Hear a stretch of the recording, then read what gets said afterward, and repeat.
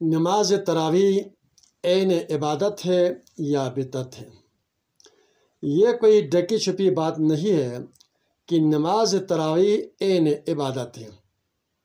نماز تراویح قربت الہی کا بہترین ذریعہ ہے۔ نفلی نماز کے میدان بہت وسیع ہوتے ہیں، اس لیے انبیاء علیہ السلام، خصوصاً خاتم النبیین محمد مصطفیٰ صلی اللہ علیہ وآلہ وسلم، اصحاب کرام، اہل البیت علیہم السلام نے کثرت سے نوافل کی نماز پڑھتے تھے۔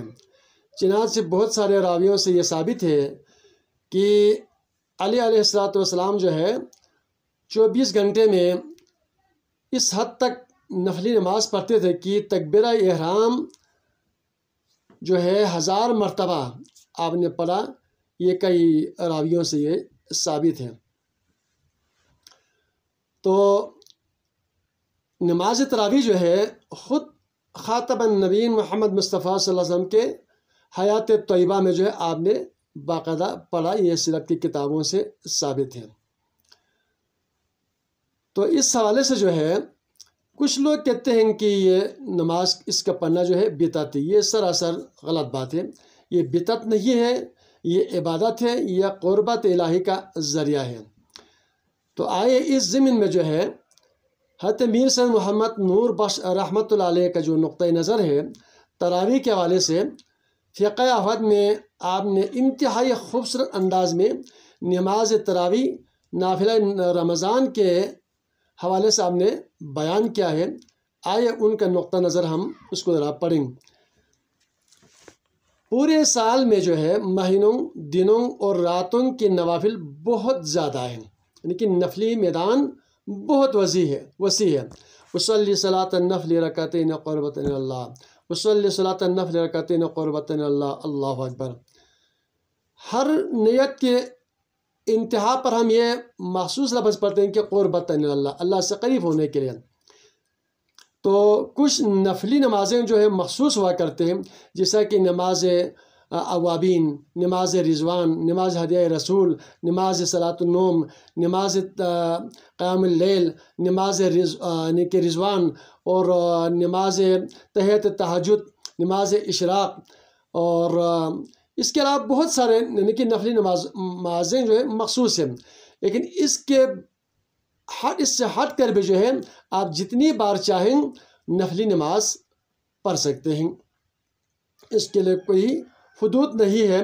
یہ قربت الہی کا بہترین ذریعہ ہے۔ تو شاہ زیب محمد نور بخش فرماتا ہے ان میں سے سب سے زیادہ مشہور نافلہ رمضان ہے، جو تراویح کے نام سے مشہور ہے۔ ہم نیاد میں اصلی صلاۃ التراویح رکعتین یا اصلی صلاۃ التراویح بالجماعت رکعتین قربتاً الی اللہ پڑھتے ہیں۔ یہ 20 رکعتوں پر مشتمل ہے۔ آپ نے لکھا ہے جو ہر رات رمضان مبارک میں 20 رکعتوں کی شکل میں پڑھی جاتی ہے، اس نافلہ رمضان کے ادائیگی میں جماعت بدعت ہو سکتی ہے۔ آپ کے علم میں تھا، چونکہ آپ نے فرمایا تھا کہ فقہ کے مقدمے میں میں نے حضور صلی اللہ علیہ وسلم کے زمانہ حیات کو اس کو بیان کیا ہے۔ تو یہ بدعت نہیں ہے، یہ عبادت ہے۔ اور آپ نے اس لفظ بدعت کہنے والوں کے لیے یہاں پر خاص جو استفہامیہ لفظ استعمال کیا ہے، یا لیت کل بدعت، کاش، افسوس، اس کو بدعت کہتے ہیں۔ اگر یہ بدعت ہے، ہر ایک بدعت اس جیسی ہوتی۔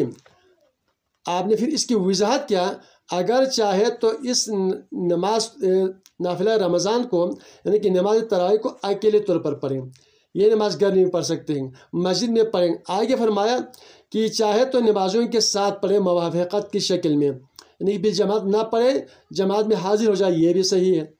چاہے تو نمازوں کے ساتھ جو ہے اس کو باجماعت پڑھیں، اس کی بجاوری اس کی چھوڑ دینے سے ہر لحاظ سے بہتر ہے۔